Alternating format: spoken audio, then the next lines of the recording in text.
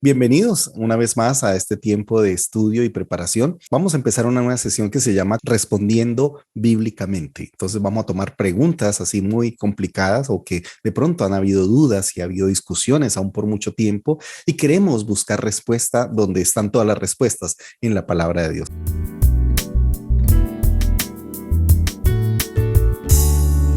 Una pregunta muy interesante, la cual queremos estudiar y profundizar y dar la mejor respuesta con base en la palabra del Señor. Y la pregunta que vamos a analizar hoy es muy interesante. La pregunta es, ¿puede una mujer ser pastora? ¿O qué habla la Biblia acerca del ministerio de la mujer? Y esto ha habido muchas discusiones, más he tenido un tiempo para ver algunos videos y he encontrado que muchas personas están muy en contra del ministerio de las mujeres y es más, ha habido mucha polémica. Sin embargo, quiero que pensemos bíblicamente y demos una respuesta con base en la palabra de Dios. Ahora, para empezar a dar una respuesta a esto, vamos a estudiar algo que el apóstol Pedro, una vez que desciende el Espíritu Santo, recuerden allí en Hechos capítulo 2, el día de Pentecostés, pues muchas personas empezaron a preguntarse qué era lo que había pasado, ¿no? Porque empezaron a hablar en otras lenguas. Bueno, pasa un efecto sobrenatural o hay un acontecimiento sobrenatural y la gente está preguntándose qué pasó. Es más, algunos dicen, no, es que deben estar borrachos, o algunas personas están asombradas porque están hablando en otros idiomas y alabando y glorificando el nombre de Dios.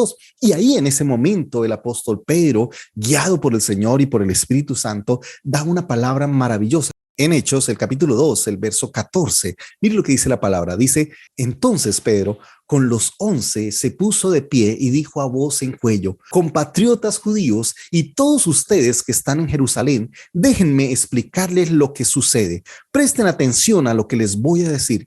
Estos no están borrachos, como suponen ustedes. Apenas son las 9 de la mañana. En realidad, lo que pasa es lo que anunció el profeta Joel. Sucederá que en los últimos días, dice Dios, derramaré mi espíritu sobre todo el género humano. Los hijos y las hijas de ustedes profetizarán, tendrán visiones los jóvenes y sueños los ancianos. En esos días derramaré mi espíritu aún sobre mis siervos y mis siervas profetizarán. Arriba en el cielo y abajo en la tierra mostraré prodigios, sangre, fuego y nubes de humo. El sol se convertirá en tinieblas y la luna en sangre antes que llegue el día del Señor, día grande y esplendoroso. Y todo aquel que invoque el nombre del Señor será salvo. Amén. Ahora, hay algo interesante que uno encuentra en estas palabras, y es que el apóstol Pedro está dando una explicación a las personas que estaban viviendo ese acontecimiento sobrenatural de la manifestación y la venida del Espíritu Santo sobre la iglesia o sobre las personas que estaban reunidas en ese aposento alto. Y en ese momento él cita unas palabras de Joel y está hablando estas palabras que cita acerca de los últimos tiempos. Literalmente dice en los últimos días. Así que esto que está pasando, el apóstol Pedro le está diciendo, este es el comienzo de los últimos días, de este nuevo tiempo, de este nuevo mover.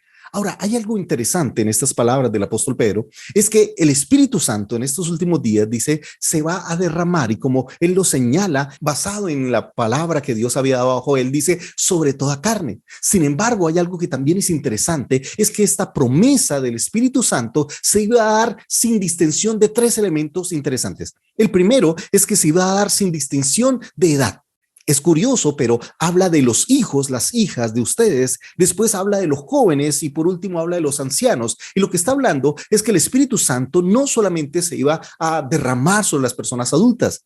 Recuerden, en esa cultura casi que los niños eran ignorados. Recuerdan cuando uno miraba la multiplicación de los panes y los peces. Recuerden, solo se contaban los hombres, dice, sin contar mujeres ni niños. Así que lo primero revolucionario que trae el Espíritu Santo es que la unción, lo que él va a derramar, no solamente va a ir para los adultos, no solamente va a hablar a los jóvenes, a los ancianos, también él se va a derramar sobre los niños, dice los niños y las niñas. Así que este Espíritu Santo se va a derramar sin distinción de edad. Otro elemento también que llama la atención es que el Espíritu Santo también se va a derramar sin distinción aún social. Y llama la atención que dice aún sobre mis siervos y mis siervas. Yo sé que muchas veces leemos esto desde el punto de vista espiritual del ministerio. Sí, somos siervos de Dios, pero recuerden, en esa época los siervos eran esclavos. Eran personas que supuestamente no tenían derecho a nada, eran tratados de una manera muy vil y casi que los menospreciaban.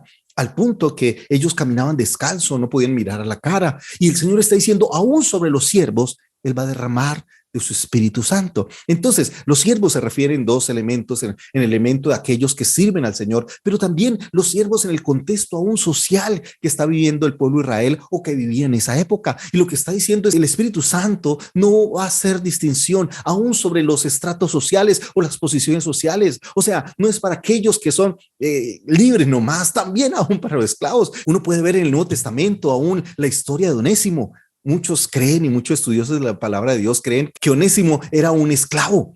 Así que está diciendo cómo el Señor está usando un esclavo, y por eso en la carta a Filemón, el mismo Pablo está diciendo, mire, es que él es un siervo del Señor, es casi como si fuera yo, recíbelo en mi nombre. Oye, eso era revolucionario, porque está hablando que un esclavo le está dando esa dignidad, le está dando esa autoridad, le está diciendo, mira, como lo trates a él, es como si me trataras a mí. Y eso trae el Espíritu Santo, es que rompe esas barreras sociales, que no se trata simplemente de un estatus social o una posición o una ganancia económica, sino que el Espíritu Santo se iba a derramar sobre todas las personas, aún sobre todas las condiciones sociales. No importa en qué lugar de la sociedad esté, el Espíritu Santo va a descender.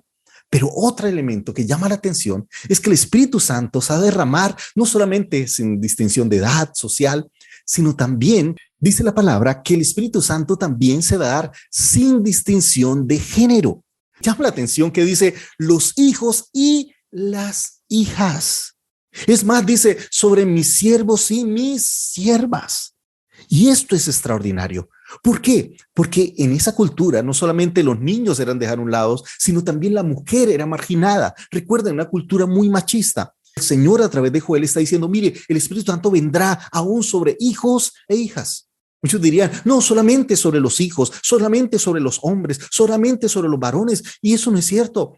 Tú ves que el Espíritu Santo viene a traer una transformación aún sobre el tema del género. La cultura machista busca menospreciar a la mujer y la cultura feminista aún busca menospreciar al hombre, pero ese es el tema del pecado, y por eso el Espíritu Santo viene a restaurar, viene a traer un avivamiento aún sobre todas las personas. No importa el tema del género, no importa la edad y no importa el estrato social.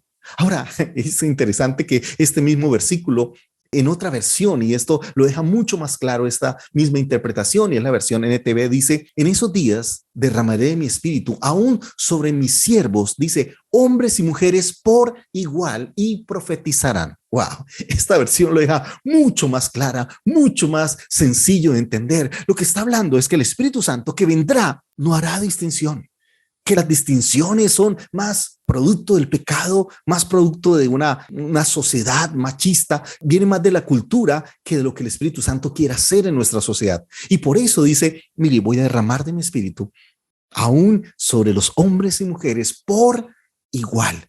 No hay diferencia. Tal vez hasta ese momento había diferencias sociales, habían tal vez paradigmas sociales, pero el Señor dice, estos últimos días, en el derramamiento del Espíritu Santo, se van a romper todas esas brechas sociales, todas esas brechas de género, todas esas brechas aún de edad. Ahora, tú puedes ver eso aún más adelante, y el apóstol Pablo, mire cómo lo dice. Si tú miras una de las cartas que él tiene, en Gálatas capítulo 3, verso 26, dice así, todos ustedes son hijos de Dios mediante la fe en Cristo Jesús, porque todos los que han sido bautizados en Cristo se han revestido de Cristo. Y dice, ya no hay judío ni griego, esclavo ni libre, hombre ni mujer, sino que todos ustedes son uno solo en Cristo Jesús. Wow, aquí el apóstol Pablo está aclarando que ya en Cristo no hay distinción entre esclavo o libre, entre judío o griego o judío y gentil, sino que ahora seremos uno. Pero también aclara y dice, tampoco habrá distinción entre hombre o mujer.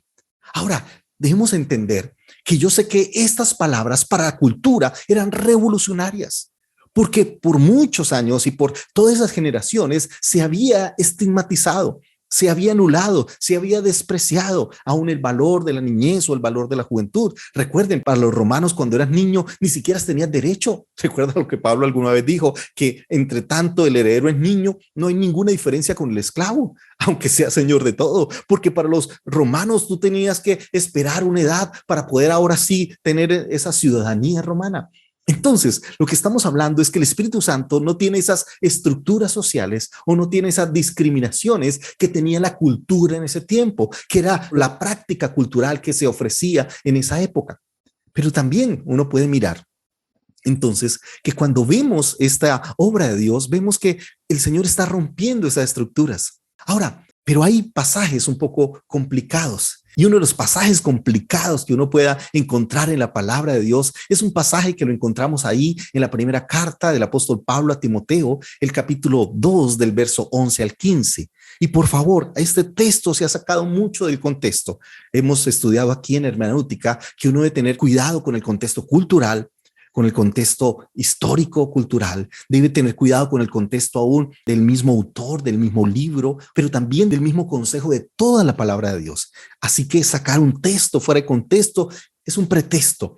Y yo lo que pretendo en este pasaje, que es muy difícil y como digo, se ha usado para tener una mala interpretación y aún para condenar y aún para menoscabar el ministerio que Dios ha traído aún sobre la mujer. Y como digo, ha sido un texto mal interpretado y quiero tomar un tiempo para hacer una exégesis un poco más profunda, tener en cuenta otra vez contexto histórico, pero también el contexto de la palabra de Dios. Y ese texto dice lo siguiente, yo sé que algunas veces o alguna vez lo has escuchado, pero pocas veces se ha predicado.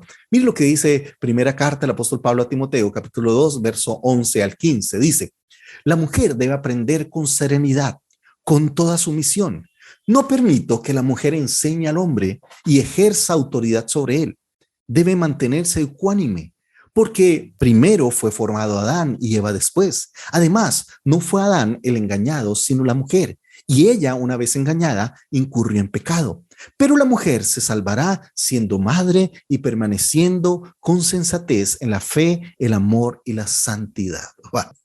Este es un pasaje que obviamente para muchas personas ha sido como su caballito de batalla para decir, mire, ahí el apóstol Pablo le está diciendo clarito que la mujer no puede ejercer ningún liderazgo, que la mujer no puede ni siquiera enseñar, que la mujer no puede absolutamente hacer nada, que simplemente se debe dedicar a sus oficios varios o debe dedicarse a otras cosas, pero estas cosas no son para ella. Wow. Ahora, lo primero que tenemos que empezar y mirar es que esta interpretación literal, que a veces no se tiene cuidado, ha hecho mucho daño históricamente en el ministerio de la mujer. Y lo primero que tenemos que mirar es el contexto aún del Nuevo Testamento, porque uno encuentra algunos elementos interesantes en el Nuevo Testamento y es por lo menos en el trato de Jesús con las mujeres. Por ejemplo, hay una historia que da el Evangelio según San Lucas maravillosa, que es cuando Jesús visita la casa de Lázaro y recuerdan, ahí vivía también Marta y María. Y María toma la decisión de sentarse a escuchar a Jesús y Marta asume la posición de lo que todas las mujeres en esa época asumían, que era dedicarse a la cocina, dedicarse al aseo, a preparar los alimentos. Y entonces Marta hace una exposición de lo que era la realidad social y está denunciando a María porque no está haciendo lo que socialmente debería haber hecho, que es atender al Señor. Y entonces le dice, mira, Señor, no tienes cuidado que esta mujer está ahí sentada escuchándote, eso no es para ella. Ahora, ella tenía razón social. ¿Por qué? Porque ningún rabí le enseñaba a mujeres, simplemente le enseñaba a hombres. Así que era la primera vez que Jesús le estaba enseñando a una mujer. Y por eso llama la atención. Ahora, ¿cómo le responde el Señor? El Señor no dice, sí, Marta, tienes razón. María, párate, este no es tu lugar. No. El Señor la defiende, le dice, Marta, Marta, afanada estás con muchas cosas, pero María ha escogido la mejor parte. Lo que está diciendo es que esas actividades, que no quiere decir que sean malas, no son una obligación, sino son una decisión. Y por eso lo que está diciendo el Señor es que esta mujer tiene derecho a escoger y ella ha elegido escuchar al maestro, ha elegido sentarse a los pies del Señor, ha elegido aprender del Señor y dice, y nadie le quitará eso. Ni siquiera es el contexto social o cultural, ni siquiera es el machismo. Él dice, ella escogió esta parte y esa parte nadie se la podrá quitar.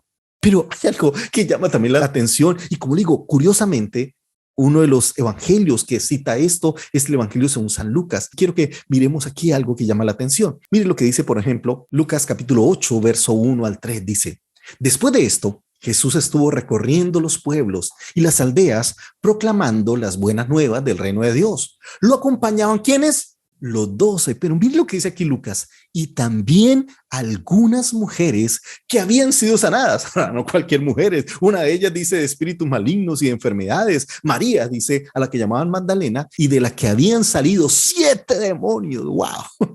Juana, esposa de Cusa, el administrador de Herodes, Susana, y pero miren lo que dice acá, y muchas más que los ayudaban con sus propios recursos o que ayudaban a Jesús con sus propios recursos. Lo que está diciendo Lucas, y esto es revolucionario. Yo sé que para hoy en día, pues no sé, no sonará tan extraño, pero para la época, wow, que no solamente Jesús considere mujeres que lo sigan, que sean parte de sus discípulos, sino que además de eso, sean estas mujeres las que sostengan al Señor. Oye, eso sería un escándalo. Eso podría haber salido en las noticias. Ya con eso no ganaría la elección de presidente o de cualquier cargo, porque eso sería un despropósito social.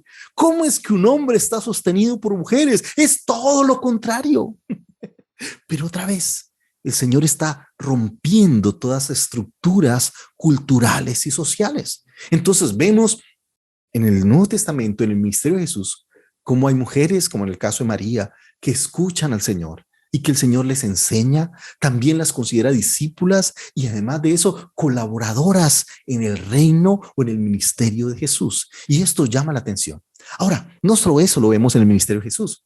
Recuerden, cuando vino el Espíritu Santo rompe también esos paradigmas de edad, paradigmas sociales y también rompe los paradigmas aún de género y encuentra unas cosas interesantes y quiero compartir con ustedes. Por ejemplo, en la carta de Corintios, capítulo 11, verso 5, dice, en cambio, toda mujer que, y mira lo que está diciendo, ora o profetiza. Wow. Yo sé que siempre nos hemos centrado en el tema del velo, pero está diciendo que esta mujer está ¿qué? Orando o profetizando con la cabeza descubierta, dice, deshonra al que es su cabeza, así como si estuviera rasurada, o es como si estuviera rasurada. Es más, mire lo que dice Hechos capítulo 21, verso 8, dice, al día siguiente salimos y llegamos a Cesarea y nos hospedamos en casa de Felipe, el evangelista. No sé si recuerdan en los 7 primeros diáconos que el Señor usó. Felipe, recuerden que fue el que se acercó al etíope, que le compartió el evangelio. Bueno, este Felipe que era usado por Dios, mire lo que dice, porque aquí hay algo que también es muy interesante. Mire lo que dice la palabra, dice que era uno de los 7. Este tenía 4 hijas solteras que profetizaban. Wow. Entonces nos está hablando cómo el Espíritu Santo también está usando mujeres. Y en este caso, las 4 hijas de Felipe eran mujeres que eran profetas. Ahora, la pregunta es, ¿qué es un profeta? Y como les digo, no era un tema de ministerio simplemente para mujeres. Más, voy a poner otro ejemplo porque dirá, ay, pastores, que eso es lo que una mujer puede hacer. No, mire lo que dice Hechos 15:32. Dice, Judas y Silas, que también eran profetas, hablaron extensamente ¿para qué? Animarlos y fortalecerlos. Es algo que usó Judas y Silas para fortalecer el ministerio de Pablo. Entonces está hablando como estas 2 personas que eran profetas, ese ministerio profético va a traer ánimo y va a traer fortaleza. Es más, mire lo que dice 1 Corintios 14:31, lo que tiene que ver con el ministerio profético. Dice, así todos pueden profetizar por turno para que todos reciban ¿qué? Instrucción y aliento. La palabra instrucción puede traducirse también como enseñanza. Entonces, ¿qué es profecía? Profecía no simplemente es hablar del futuro. Profecía es, recuerda un profeta, aquel que comunica la palabra de Dios. Hay 2 tipos de profecía, por así decirlo. La profecía espontánea, que el Señor en un momento, el mover del Espíritu Santo, pues Dios habla, pero también la profecía preparada, que es lo que estoy haciendo ahora, que es traer la palabra de Dios después de un estudio, una reflexión. Por eso profecía se puede traducir también como enseñanza. Así que cuando uno está enseñando, está también ejerciendo esa labor profética, porque no estoy trayendo mis palabras, estoy trayendo la palabra de Dios. Obviamente la puedo hacer con los ojos cerrados o con los ojos abiertos, mucho mejor, porque con eso puedo leer correctamente los versículos. Entonces, ¿qué es profecía? Enseñar. Por eso, cuando uno escucha que el apóstol Pablo dice, no permito que la mujer enseñe, pues hay algo que necesitamos entender, y es que les he demostrado que aún en la iglesia primitiva habían mujeres que enseñaban. Eso quiere decir que va mucho más allá de tomarlo algo literal y decir, no, es que la mujer no podía enseñar. Pues les estoy demostrando que en la iglesia primitiva habían mujeres que en primer lugar eran discípulas del Señor, que sostenían al Señor y que en la iglesia primitiva también enseñaban y ejercían ministerio aún dentro de la iglesia. Entonces la pregunta es, ¿a qué se está haciendo referencia el apóstol Pablo con estas palabras? Para otra vez entender esto, también tengo que tener en cuenta el contexto histórico. ¿Qué significa el contexto histórico? Recuerden, cuando interpretamos un texto, también debemos tener en cuenta el contexto histórico. Y voy a poner un ejemplo del tema del contexto histórico. Es un ejemplo que lo hemos estudiado aquí en hermenéutica. Hay un pasaje del apóstol Pablo que leíamos hace un momento, pero quiero que lo miremos en 1 Corintios capítulo 11 del verso 5. Mire lo que dice.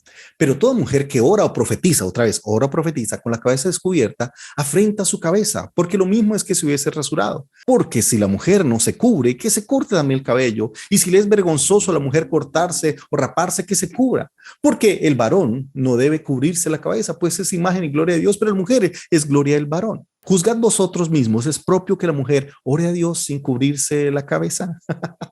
Ok, mire, este es un texto también que se ha debatido por mucho tiempo.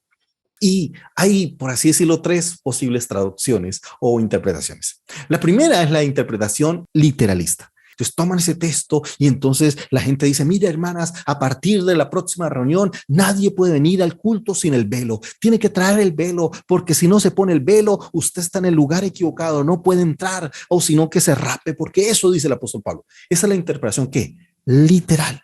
¿Ok? Entonces uno ve hermanas que vienen a la iglesia y antes de entrar al templo se ponen velo. Ahora, lo chistoso es que se salen de la iglesia y se quitan el velo y no están entendiendo lo que eso significa. Ahora, otra manera de interpretar esto es espiritualizarlo. Entonces más de uno dice, es que la Biblia se está refiriendo al velo del amor, de la santidad, de la fe, así como una mujer tiene muchos velos, pues así el Señor te está diciendo que sin fe es imposible, que sin amor es imposible, que sin gracia, o sea, no puedes orar a Dios sin fe, porque el que pide sin fe es como si no pidiera nada. Wow.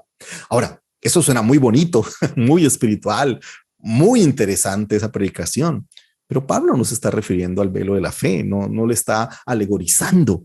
Así que ni la interpretación literal, ni tampoco la interpretación espiritualizar o volverlo a alegoría. Ahora, ¿cómo debemos interpretarlo? Entonces, aprendimos aquí, y perdón que voy a hacer un repaso de la clase hermenéutica, hemos aprendido que cuando uno llega a un texto debe recordar que hay dos horizontes. ¿Qué significa eso? Debo recordar que hubo una época bíblica y está el siglo XXI, que es donde nos encontramos ahora. Entonces, la época bíblica es donde se escribe el texto. El texto no fue escrito ni anoche, ni ayer, ni en estos días, sino fue escrito hace muchos años. Mire, yo les colocaba un ejemplo muy sencillo aquí en Colombia y he hecho esta pregunta a los estudiantes menores de 30 años y les he preguntado, oye, si yo les dijera esta frase, sería importante que reviviéramos la hora Gaviria, ¿qué entenderían? Y todo se le ocurre un montón de ideas. Algunos hablan que la hora Gaviria era un programa de televisión, otros hablan que era un día especial o un momento especial de la historia. Hay muchas ideas, hay muchas cosas que no tienen nada que ver con lo que sucedió. Solo los mayores de 30 años que conocen la historia de Colombia saben que la hora Gaviria fue un momento de racionamiento energético. Había una crisis energética en Colombia y eso hizo que hubiese mucho racionamiento por algunas horas. Así que el presidente Gaviria, que era el presidente ese entonces, ordenó que se adelantara la hora una hora.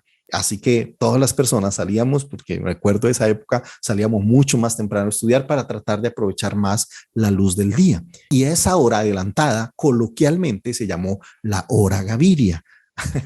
Ahora, como le digo, esto fue algo que sucedió apenas hace unos años, unos 30 años, nada más. Y mira cómo los jóvenes de hoy no entienden el tema porque no estuvieron en esa época. Lo mismo pasa, estamos hablando de que el texto más cercano, el libro más cercano fue escrito en el año 70 después de Cristo, ¿ok? El más cercano, imagínate, otros son mucho más antiguos. Entonces hay cosas que nuestra cultura, que nuestro tiempo, pues no entendemos y si las tomamos literalmente, pues va a generar un poco de trauma de nuestra época.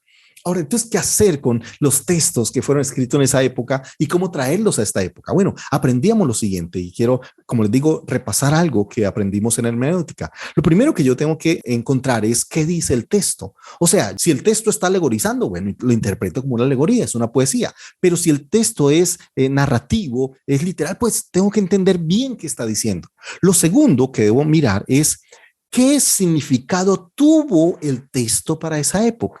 Entonces, la pregunta es, ¿qué significa el velo para esa cultura en esa época? Es más, hay parte de ese mismo sentir que está hasta el día de hoy en esa cultura. En la cultura del Medio Oriente todavía se usa el tema del velo. ¿Por qué? Porque el velo significa esa dignidad o respeto, o significa que tú eres una mujer casada o bajo autoridad. Si te quitas el velo, estás diciendo soy una ramera, soy una mujer que vende su cuerpo, entonces estás disponible para que cualquier hombre pueda llegarse a ti o entablar una negociación de ese tipo de trabajo, de labor. Entonces, en ese contexto es que está hablando. Para ella el velo, o para esa cultura, el velo significaba eso, esa autoridad, ese respeto. Por eso decía, es la gloria del varón. O sea, una mujer solo descubría su cabellera ante su esposo. Y por eso las doncellas estaban cubiertas, porque estaban bajo una familia. Así que esa doncella pues pasaba a estar todo el tiempo cubierta a estar después casada, pero solo era el esposo al cual tú te descubrías. Era una especie así como de Kinder sorpresas, porque no sabías casi cómo eras, te imaginabas cómo era ella, pero todo eso estaba tapado. Hasta el día de hoy las mujeres tienen que estar muy, muy tapadas, solo les ves los ojos nada más, porque tienen que estar cubiertas, es parte de su identidad cultural. Alguna vez un misionero que conocí me contó la historia. Las mujeres, cuando están entre mujeres, ahí sí se quitan el velo, pero frente a los hombres o en su vida pública, siempre en mantener el velo. Por eso no tiene sentido que una hermana venga a la iglesia, se ponga el velo, salga a la iglesia y lo quite, porque se nota que no ha entendido y no lo ha interpretado teniendo en cuenta el contexto cultural. Porque las mujeres en esa cultura comen aparte, casi nunca comen con los hombres, siempre es aparte. Entonces, este amigo que era misionero, y él por accidente entró a la cocina y ahí estaban un montón de mujeres, estaban ahí hablando, riéndose, pero estaban todas con la cabeza descubierta. Apenas vieron a este misionero, empezaron a gritar y cogieron la falda y se lo pusieron en la cabeza. Obviamente se estaban destapando lo demás, pero era la impresión para ellas. Tener la cabeza destapada es una afrenta, y por así decirlo, es una vergüenza. Entonces, por eso siempre tiene que estar cubierta la cabeza. No sé si recuerdan aún el caso de Judá con Tamar, que él, o sea, ella solo se pone al camino, ok, y se descubre, y él ni siquiera sabía que era su nuera, y entonces llega y pregunta sencillamente que cuánto era el servicio, ok. Recuerdan que la razón por la cual Tamar hace eso es porque, recuerden, ella había estado casada, pero este primer esposo muere sin haberle dejado una descendencia. Entonces, por ley, el segundo hijo tenía que dejarle descendencia en nombre de su hermano, simplemente que él no lo hace. Él dice, no, yo no lo voy a hacer. Así que lo que hace es que el Señor lo castiga por esa negligencia, y entonces ya a esta mujer le tocaba el tercero, pero Judá dice, no, yo no voy a perder otro hijo, ya perdí dos, no voy a perder el tercero. Así que esta mujer se preocupa porque ya está pasando su tiempo de ser madre, y en ese momento pues Judá ni siquiera la conoce y trae plata, ¿será que me fía? ¿Será que me preste y después le pago? Oye, y esta mujer le dice, no, tranquilo, mira, si quieres, déjame tu bastón, déjame tu cinturón. Tiempo después, Judá manda a uno de sus siervos para que vaya y busque a esta mujer y le pague, y dice, no, por ahí no hay nadie. Y él dice, bueno, pero lo cierto es que esta mujer resulta embarazada, y entonces el escándalo, esta mujer no guardó su pureza, no guardó su dignidad, y entonces cuando la mata le dice, pero si quiere le digo quién es el padre de este niño que está en mi vientre, y es ahí donde Judá reconoce su pecado y reconoce que él ha sido el culpable. Lo interesante es que esta mujer está dentro de la genealogía de Jesús. Ok, pues vemos la gracia y el amor de Dios. Entonces, lo que estamos hablando es que tienes que tener cuidado con qué significó el velo para esa cultura. ¿Ok? Y para esa cultura significaba eso, dignidad y respeto. Ahora, la pregunta es, ¿por qué las mujeres se quitaban el velo? Pues muy sencillo, resulta que en las sinagogas judías, ya les dije, por la cultura machista, las mujeres estaban a un lado y los hombres al otro. O sea, las mujeres y hombres no compartían juntos. Por eso cuando le dice ejerce autoridad sobre el hombre, pues ni siquiera se podía. ¿Por qué? Porque las mujeres estaban aparte. Ok, ni siquiera están en el mismo salón, así que si le está diciendo era por obvia razón cultural. Las mujeres ni siquiera hacían parte del templo, del auditorio principal. Entonces, ¿qué pasaba? Es lo mismo cuando les dice, yo le pido a la mujer que calle en la congregación, porque claro, ellas tenían que estar en un salón al lado. Algunas veces he ido a algunas sinagogas, en los cuales la pared de al lado tiene unos huequitos por la cual por lo menos se puede escuchar, pero habrá otros lugares que ni siquiera hace eso, así que la mujer tenía que estar aparte. Entonces, ¿qué pasaba? como eran solo mujeres, lo mismo caso de la cocina, pues se quitaban el velo, o como el mismo caso de la cocina, empezaban a hablar. Y el apóstol Pablo está diciendo, no, no, no, aprovecha que estás en el templo y escucha y aprende. Así que le está dando la oportunidad a la mujer de decir, en vez de ponerte a dialogar, a hablar, no sé, de la novela, de qué pasó en estos días, más bien aprovecha para aprender, aprovecha para escuchar. Recuerda, es un contexto cultural donde la mujer no ni siquiera será aceptada dentro de la reunión normal de la iglesia o de las sinagogas. Entonces, por eso tiene sentido que el apóstol Pablo dice, mira, aún si estás aparte, el hecho de que estén solo mujeres no significa que pueden quitarse el velo. Les dice, yo quiero o yo les ordeno que se mantengan o que mantengan el velo en primer lugar. Y en segundo lugar le está diciendo, quédate calladita para aprender en silencio. Y ahora cuando dicen no le ejerzo autoridad, pues porque socialmente y culturalmente no era posible. Recuerde, está hablando de una cultura. Ahora la pregunta es, entonces, ¿qué hago con este texto? ¿Lo ignoro? ¿No lo predico? ¿Lo quito de la Biblia? Digo, no, es que eso no funciona. No. Uno aprende en la interpretación algo que hemos estudiado aquí en clase. Y es que yo no puedo traerme la norma porque la norma no aplica. O sea, una mujer en esta cultura que no tenga velo, pues no significa que es una ramera o significa que está irrespetando a su esposo, por favor. Porque en nuestra cultura el velo no tiene ese significado, no tiene ese símbolo. Entonces, ¿qué trae uno? Como les dije, la norma no puede uno traerla. Eso es como aquí en Colombia tenemos algo que se llama el pico y placa, y es por el tema de las vías, por el tema del tráfico, que los gobiernos municipales han declarado que algunos días para algunas placas no puedes sacar el vehículo, debe estar guardado por unas horas. Ahora, en Bucaramanga es una norma, en Bogotá, que es la capital, es otra norma. Yo no puedo llegar a Bogotá con la norma de Bucaramanga y decir, mire, es que yo vengo a Bucaramanga, soy santanderiano, soy bumangués, entonces allá la norma es esto y voy y trato de traer mi norma, aplicarla en Bogotá. No, cuando yo llego a Bogotá tengo que preguntar es cuál es la norma de aquí. ¿Qué me traigo? El principio. Yo sé que en Colombia, en las ciudades capitales especialmente, hay algo que llama pico y placa. Entonces me traigo el principio y pregunto cómo es la norma para aplicar ese principio. Lo mismo pasa con el tema de la palabra de Dios. Entonces la norma no me lo puedo traer porque el velo no significa lo mismo en esta cultura. Entonces, ¿qué es lo que uno hace? Trae el principio. Los principios sí son transferibles. Y es ese principio el que yo aplico en este contexto. Ahora sí me va a decir qué significado tiene en este contexto para poderlo aplicar, para ahora sí poderlo vivir. Entonces, esto es importantísimo a la hora de hacer exégesis. Entonces, yo no me puedo traer la norma del velo, pero ¿qué sí me puedo traer? ¿Qué tiene que ver con la ropa? El decoro. Y sí tengo que aprender que aunque estoy en la iglesia, debo tener esa vida decorosa, ese decoro, ese respeto. Si quieres mostrar tu cuerpo, muéstraselo a tu esposo, pero no tienes por qué exhibirlo ante los demás hombres. Y no por el hecho de que estamos en la iglesia, que todos somos espirituales. Por favor, ten cuidado, porque igual estamos hablando de que al exhibir tu cuerpo estás deshonrando primero al Espíritu Santo porque somos templo del Espíritu Santo, pero también a tu esposo. Estás colocando algo que es para él en vista y en ojos y en el deseo de hombres que no son tu esposo. Entonces, por eso creo que el principio sí debo traerlo, y el principio del decoro creo que hoy en día es muy, muy importante, de cómo vestir decorosamente, de cómo que nuestra manera de vestir, que nuestra vestimenta sea correcta, acorde, primero con mi vida cristiana y segundo con mi realidad. Entonces, mira cómo yo me traigo el principio. Y lo mismo pasa en este pasaje. Como les decía, en esa cultura no era casi posible que una mujer pudiera ser pastora, pero no solamente porque el apóstol Pablo lo dijera, sino porque culturalmente no era posible, o sea, no había una forma cultural que se pudiera hacer. Ahora, el apóstol Pablo, cuando habla de este texto, dice que la mujer debe aprender con serenidad, con toda sumisión, y no permite a la mujer que enseñe o ejerce autoridad sobre él, y debe mantenerse ecuánime porque primero fue formado Adán y Eva después. Entonces, el apóstol Pablo pone el contexto de la creación. Es más, también el versículo siguiente pone el contexto de la caída.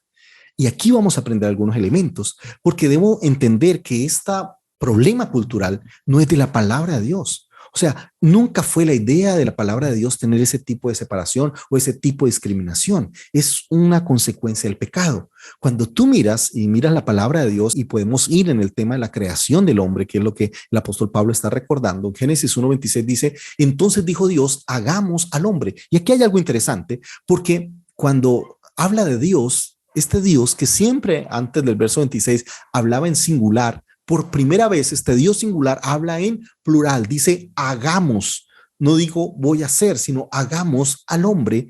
Y otra vez dice a nuestra imagen. Entonces uno ve lo singular del hombre que Dios va a crear, pero también la pluralidad de Dios. Entonces un Dios que es singular y a su vez es plural. Por eso dice nuestra imagen, conforme a nuestra semejanza. Algunos dicen, no es que Dios está hablando con los ángeles, no fuimos creados a imagen de los ángeles. Dice, y hizo Dios al hombre a imagen de Dios. Entonces por eso es interesante que la imagen de Dios es algo que tiene que ver con lo singular y lo plural, así como Dios es singular y plural. Por eso el versículo número 27 dice, y creó Dios al hombre a su imagen, dice, a imagen de Dios lo creó, varón y hembra los creó. Entonces otra vez, ese Dios singular crea un hombre que es también a su vez singular, porque es hombre, no dice a los hombres, y que a su vez es varón y hembra. O sea, aunque son uno solo, son también dos. Ahora, esos dos, varón y hembra, van a tener que autoridad, van a señorear. Entonces no está diciendo que solo el hombre va a señorear, sino que los dos, como imagen de Dios, van a tener esa autoridad para señorear los peces, en las aves, en toda la tierra y todo animal que se arrastra sobre la tierra. Para explicar eso, voy a poner un ejemplo muy sencillo. Si yo comparo un billete, este es un billete colombiano, y lo comparo, no sé, con un pedazo de papel, sí, cualquier papel, este con este, ¿cuál tendría más valor? Pues obviamente el billete. ¿Y dónde está el valor? ¿Dónde radica el valor? ¿Por qué este vale más que este? Alguien diría, no, pues por el valor que tiene. Bueno, entonces yo puedo escribirle aquí con marcador 100,000 pesos. No por eso vale 100,000. La pregunta es, ¿dónde está el valor? No está en la composición, es más, pueden venir del mismo árbol. ¿Vienes de qué? De la imagen que tiene. Es más, si comparo 50,000 pesos con, no sé, imagínate que existen 100,000 bolívares o 1,000,000 de bolívares. ¿Qué vale más? ¿1,000,000 de bolívares o 100,000 o 50,000 pesos? Pues vale más 50,000 pesos. Ahora, si yo comparo ese billete, bueno, solo tengo uno pequeñito de $20, pero aún, ¿cuál vale más? Este solo dice 20 y este dice 50,000. Pero ¿cuál vale más? ¿$20 o 50,000 pesos? Pues vale más $20, aunque diga el número más pequeño. ¿Por qué? ¿En dónde está el valor? En la imagen que tiene, en la imagen que representa un país, un estado. Esta imagen representa el estado de Colombia y el valor está de acuerdo a lo que es la moneda colombiana. Esta imagen es la imagen de los Estados Unidos y es la que le da valor. Entonces, ¿qué te hace valioso? No tiene nada que ver con la posición que ocupas, no tiene nada que ver con la ropa que usas, no tiene nada que ver con la edad que tienes o el género. Tiene que ver que fuiste creado a imagen de Dios. Es la imagen de Dios en tu vida la que te da valor. Ahora, pero hay otro elemento interesante. Si yo tomo este billete y por un lado dice 50,000, ¿te imaginas un billete que por un lado diga 50,000 y por el otro lado diga 20,000? Es falso. Porque para que un billete sea verdadero, los dos deben valer lo mismo. No es que puede ser 50 con 920 o de una de 10 o que solo tengo una imagen. No, aunque se habla de billete, tienen dos imágenes que son diferentes. Por eso dice varón y hembra. Y la palabra varón es sacar. ¿Ok? De la palabra hebrea sacar, y por eso nos corresponde a los hombres sacar la basura, sacar el perro, sacar el gato, sacar la familia, sacar los hijos, sacar la plata, todo es sacar. La palabra hebrea para mujeres gastar, no, es nekevat. Ok, pero no tiene nada que ver con, ni con sacar ni nada, estoy haciendo aquí una broma del idioma. Ok, lo que estamos hablando es que son distintos, aunque es un solo hombre, tú no dices aquí los billetes, dice el billete es varón y hembra. Estoy haciendo simplemente una analogía. Los dos son la imagen de Dios. O sea, la imagen de Dios no solamente es el varón, o la imagen de Dios no solamente es la mujer. No, la imagen de Dios son los dos. Y los dos tienen el mismo valor. Mire, es interesante que cuando el hombre ve por primera vez a la mujer, recuerden, él está poniendo nombre a todo lo que veía. Y de pronto, cuando el Señor le trae a la mujer, que no le explica qué es, apenas él la ve, le dice, en hebreo suena hermoso, dice, tú eres Isha. O sea, le comparte su propio nombre, porque él es Ish. Dice, tú eres Isha, eres como yo, mi vida, mi cuerpo, mi carne, mis huesos. O sea, le está diciendo, tú eres parte de mí. Ok, no le da otro nombre. ¿Dónde es que aparece el nombre Eva? Después del pecado. Es más, al principio solo tenían un nombre, Adán. Adán era el nombre para los dos. Por eso Génesis 5 dice, llamó el nombre de ellos Adán, porque se trata de eso, un solo nombre para los dos. Es después del pecado que ahora el hombre le pone nombre a la mujer. Es ahora donde entra la competencia, donde le dice por el pecado el Señor a la mujer, tu deseo será a tu marido y él se enseñoreará de ti. Otra vez, eso que era una armonía, eso que era un complemento, ahora se convierte en una competencia, ahora se convierte en un deseo de manipular, un deseo de tener al hombre como propiedad suya y un deseo del hombre de señorear, de creer que es más importante, de subestimar. Y es ahí donde el hombre ahora hace lo mismo que había hecho con los animales, le pone nombre, le dice, ahora tú eres Eva, porque eres la madre. Y mira cómo el pecado trajo toda esa distorsión. Ahora, para explicarle, voy a graficarlo de una manera muy sencilla. En Génesis 2 vemos que Dios era el centro, número uno, era Dios. Y que el hombre y la mujer están en una misma línea, tanto de valor como autoridad. Los dos eran imagen de Dios, no es el hombre solo, la mujer sola. Y este hombre que tenía a Dios en primer lugar, que estaba en la misma autoridad con la mujer, tenía dominio sobre toda la creación. Pero ¿qué pasó? Una vez que el hombre pecó, ¿recuerdan cuál fue la tentación que el enemigo trajo a la mujer y al hombre? Dijo, entonces seréis como Dios. Entonces, quitar a Dios, pasamos a Dios a un lado, y entonces, ¿qué hizo el hombre? El hombre se puso como Dios. ¿Qué es el pecado? Un hombre haciéndose Dios a sí mismo. Y entonces ahora pone a la mujer a la misma altura de ¿qué? De la creación. Por eso la trata igual, así como a la creación le había puesto nombre, ahora el hombre le pone nombre a la mujer y le está rebajando otra vez porque ahora él se ha hecho Dios. Y a veces hemos espiritualizado esto que tiene que ver con el pecado. Por eso en Cristo ya no hay hombre ni mujer. O sea, este machismo se destruye en el nombre del Señor. Pero no solamente aparece el machismo, en esta cultura últimamente aparece el tema del feminismo. ¿Y qué es el feminismo? Es lo mismo. Otra vez, la mujer que se hace Dios y que degrada al hombre al mismo punto de la creación. Otra vez, donde hablamos que el hombre ya no importa, que es malo ser hombre, es más que bueno más bien ser mujer. Y otra vez, ni el machismo ni el feminismo corresponde a la imagen de Dios. Y hoy encontramos entonces cómo la mujer se ha empoderado y cómo hablamos de mujeres empoderadas y mujeres que ahora logran esos escaños. Pero cualquiera de las dos visiones son totalmente incorrectas. Así como el machismo ha hecho tanto daño en la historia, el feminismo también lo ha hecho daño. Y por mucho tiempo, hoy en día, uno ve que aún los héroes, antes teníamos Hulk, ahora tenemos She-Hulk, antes teníamos Capitán América, ahora Capitana América, antes el héroe más fuerte, Marvel, ahora es una mujer, porque esto está haciendo la sociedad, donde le está diciendo a la mujer, tú ya no le necesitas a él, tú puedes sola, porque tú puedes tener todo el empoderamiento sola. Y otra vez, ni el machismo ni el feminismo corresponden al deseo y a la voluntad de Dios. Entonces, toda esta cultura está matizada ¿por qué? Por el pecado. Y por eso cuando el apóstol Pablo está hablando de esto, está hablando de una cultura que ha sido afectada por el pecado y que de entrada es lo que el Señor está restaurando y lo que el Señor está cambiando. Pero la pregunta es, ¿y entonces por qué el apóstol Pablo lo dijo? ¿Por qué el apóstol Pablo dice, en el tiempo antiguo sí era así, pero ahora? Bueno, vamos a entender algunas cosas. Lo primero es el propósito. Ya sabemos que no podemos tomar un texto fuera de contexto. Si tú miras unos versículos más adelante, en el capítulo 3, verso 6, por ejemplo, el apóstol Pablo habla acerca de los obispos, dice que no debe ser un recién convertido, no sea que se vuelva presuntuoso y caiga en la misma condenación que cayó el diablo. Dice verso 7, se requiere además que hablen bien de él los que no pertenecen a la iglesia para que no caiga en descrédito en la trampa del diablo. Otra vez, mira, aquí el apóstol Pablo no se está refiriendo a la mujer, sino está refiriendo a un neófito o una persona que no tiene un buen testimonio. Y dice, mire, porque es peligroso para ellos. Entonces, casi que no es que ellos no puedan, no es que una persona que llegó nueva nunca pueda llegar a ser pastor o líder. No, lo que está diciendo es que en esta etapa es peligroso para ti, porque si tú ejerces ese ministerio siendo nuevo, vas a estar desprotegido y no vas a tener cómo defenderte de los ataques del enemigo. Y por eso el propósito de protección. Entonces, ¿qué es lo que está diciendo el apóstol Pablo con respecto al tema de la mujer? Está diciendo es, mira, una mujer que ejerce ministerio debe estar bajo la protección de su esposo. ¿Por qué? Porque es parte de la vida que nosotros llevamos. Pero eso no solamente aplica a la mujer, también aplica al hombre. Cuando uno es casado, ¿quién es tu protección? Tu esposa. Es tu esposa la que aleja de pronto las tentaciones y personas que puedan llegar a acercarse y dañar tu ministerio. ¿Cuántos hombres no han caído?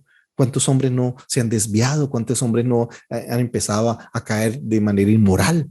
Entonces, este es el tema de las tres cosas que hay que guardarse: la fe, la santidad y el amor. Y eso no solamente es para las mujeres, también es para los hombres. Así que lo que está diciendo el apóstol Pablo es que toda mujer que ejerce ministerio debe ser protegida, y la primera protección debe ser de su esposo. Entonces, si el Señor le ha dado, por ejemplo, una pareja de esposos, el ministerio, pero ella lo tiene, pero él no lo tiene, digamos que ella es la que tiene el ministerio, él de pronto está más dedicado a los negocios, está más dedicado a otras cosas, pero la que tiene el ministerio es él. Lo que está diciendo el apóstol Pablo es que ella debe estar protegida. ¿Y quién es su protección? Su esposo. Así como cuando es un hombre el que tiene el ministerio, la esposa no lo tiene, pues ella debe ser su protección. Ahora, pero la pregunta es: ¿y qué de las esposas que están solas? Por varias razones, y no quiero aquí entrar en esa otra discusión de qué pasa cuando estás sola, ya sea porque no te has casado, o sea porque estás viuda o porque estás separada. Otra vez, ¿quién debe ser protección? Debe ser protección la iglesia. La iglesia debe proteger. En algún momento en mi vida llegué a estar solo, y le doy gracias a Dios que tuvo una iglesia que siempre estuvo pendiente de mí, una iglesia que aún estaba pendiente de las personas que se me acercaban. ¿Por qué? Porque es esa iglesia la que se vuelve también que una protección, porque por el hecho de ser usado por Dios no quiere decir que soy un superhéroe que no me entran las tentaciones. Todo lo contrario, el apóstol Pablo dice que somos como vasijas frágiles, como el barro. Así que lo que está hablando es que puedo caer, y por eso necesito proteger, por eso guardar mi vida. Una mujer que cree que porque el hecho de Dios la use, no se protege, no se cuida, no cuida su vida, wow, puede caer en la tentación. Pero eso pasa con mujeres y pasa con hombres. Por eso necesitamos protegernos, por eso necesitamos estar bajo autoridad. Y para mí es tan importante no solamente la autoridad de mi esposa, la autoridad también de mis líderes eclesiales, de mi pastor distrital, aunque yo tengo un cargo, pero siempre he tenido una autoridad superior, porque esa autoridad también me trae ¿qué? Protección. Entonces, por eso la primera razón por la cual el apóstol Pablo habla de esto es una razón que en el contexto, como le digo, no traigo la norma, porque hoy en día sí es posible que una mujer pueda dirigir. Por eso tenemos presidentes o mujeres que han ejercido cargos de presidentes, de gerentes, han traído cargos no solamente a nivel social, aún presidencial, son ministras, son senadoras. Por favor, en esta cultura esa distinción machista pues no está. Entonces, ¿qué es lo que debo traer? ¿La norma? Bueno, no tengo que traer la norma, porque la sociedad ha cambiado, gracias a Dios. ¿El tema cuál es? Es que independientemente de que la sociedad haya cambiado, tengo que tener cuidado a no caer en el lado del feminismo, porque también eso es contrario. Recuerden, son iguales. Delante de Dios no hay ni hombre ni mujer. Así que en primer lugar debo revisar que no importa si eres hombre o mujer, debes tener una protección. Si eres casada, tu protección es tu esposo o tu esposa. Y si eres soltero, tu protección puede ser tu familia y tu iglesia, tu familia en la fe, tu familia de sangre y tu familia en la fe. Entonces, la primera razón por la cual uno puede traer un principio de este texto es el principio de la protección. Pero hay otro principio que es muy lindo, y con esto quiero terminar. Porque hay otro versículo que también que hay pegadito que no lo hemos interpretado correctamente. Verso 15: pero la mujer se salvará siendo madre y permaneciendo con sensatez en la fe, el amor y la santidad. Recuerden, tres elementos que hay que cuidar de una persona: la fe, el amor y la santidad. Todos en la vida tenemos crisis, aún los hombres. Hay momentos que tenemos como ministerios crisis de fe. Yo puedo ser pastor, teólogo, pero voy a tener momentos muy débiles. ¿Y quién es mi fortaleza? En primer lugar, el Señor, pero también mi esposa, pero también mis hijos. Ellos son fortaleza. Y eso es importante. Por eso la Biblia dice que qué bueno estar dos, porque si uno solo está, cuando se cae, ¿quién lo levanta? Pero qué bueno cuando están dos, porque el otro lo levanta. Así que ellos no solamente mi protección sobre la fe, sobre el amor y la pureza. Ahora, otro elemento interesante es que esta traducción dice, pero se salvará, hablando de la mujer, algunos lo ponen en plural, otro en singular, engendrando hijos. Y es complicado porque no he encontrado ninguna traducción que esté muy pegada al original. Es muy difícil de traducir este versículo. Como digo, uno puede traducir todo en plural o todo en singular. En este caso, la versión que hemos tomado traduce la mujer en singular o siendo madre, dice aquí. En otras versiones, por ejemplo, en Reina Valera dice, pero se salvará engendrando hijos en plural. Ok. Ay, Señor, ¿qué significa eso? ¿A dónde queremos traducir? No significa que una mujer es salva solo cuando da luz. Entonces uno dice, ¿y qué las mujeres solteras o qué las mujeres que de pronto no pueden dar a luz, entonces ellas no se pueden salvar? Otra vez, tengo que tener cuidado con la interpretación. ¿Y a dónde quiero llegar? Y aquí quiero ser muy puntual. ¿Qué está diciendo el apóstol Pablo? Otra vez, para entender este versículo, tengo que leer el versículo anterior. ¿Y qué dice el versículo anterior? Mire lo que dice. Dice el verso 14. Además, no fue Adán el engañado, sino la mujer. Y ella, una vez engañada, incurrió en pecado. Pero la mujer se salvará siendo madre y permaneciendo con sensatez en la fe, el amor y la santidad. ¿A dónde quiero llegar? Lo que está diciendo el apóstol Pablo es que, otra vez, volvamos a Génesis 3, 1, 2 y 3.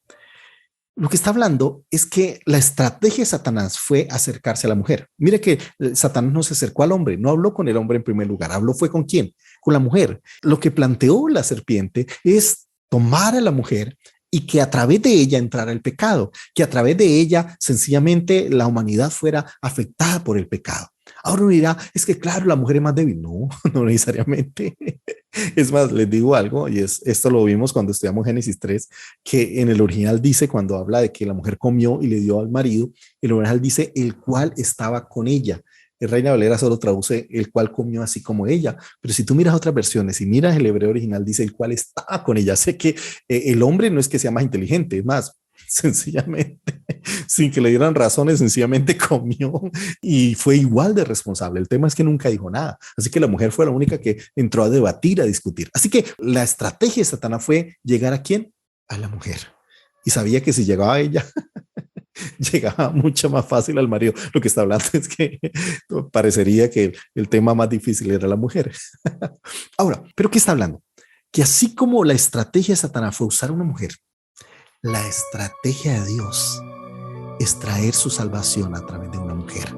¿Por qué? Porque justamente en ese momento del pecado, ¿qué le dice el Señor a la mujer? Dice, y pondré enemistad entre tu simiente y su simiente. Sí, la simiente de la serpiente. Esta te herirá en el calcañar, pero tú le aplastarás la cabeza. Entonces lo que está hablando aquí el apóstol Pablo es que así como el instrumento de Satanás para traer el pecado a la humanidad, para destruir la humanidad, recuerda que Satán vino para matar, hurtar y destruir, fue la mujer. Ahora Dios está usando la mujer para traer de ella, traer salvación, porque es a través de una mujer, por eso dice salvará o traerá salvación en ese hijo que engendra, porque Dios usa a la mujer para a través de ella traer a su hijo. Mira, el Señor pudo venir ya como un adulto sin ningún problema, pero el Señor quiso usar una mujer y tomar su vientre y a través de una mujer mostrar su gracia y traer su plan de salvación. Y por eso dice se salvará. O sea, ¿qué es esta palabra? No solamente es una palabra de protección, sino también es una palabra de restauración.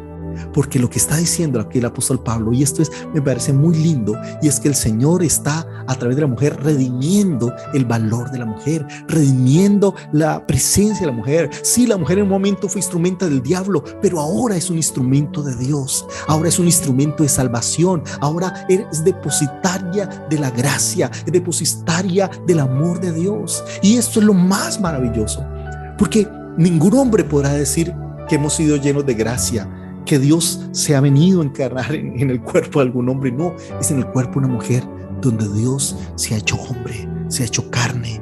Y esto es maravilloso, porque el Señor está diciendo, mire, cuando el Señor trae su plan de salvación, no solamente trae salvación para todos nosotros, sino está trayendo salvación a través de una mujer. Está redimiendo la figura de una mujer que por tantos años, tú ves en el Antiguo Testamento cómo la mujer ha sido ignorada, cómo ha sido menoscabada, cómo ha sido desplazada.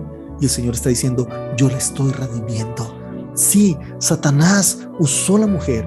Y como digo, fue por ser la primera tentada, a veces la culpamos. Y fue lo que hizo el primer hombre. La mujer que me diste me dio, como culpa de ella. Y culpa tuya por habérmela dado. Ahora el Señor está tomando a la mujer y dice, yo te estoy redimiendo.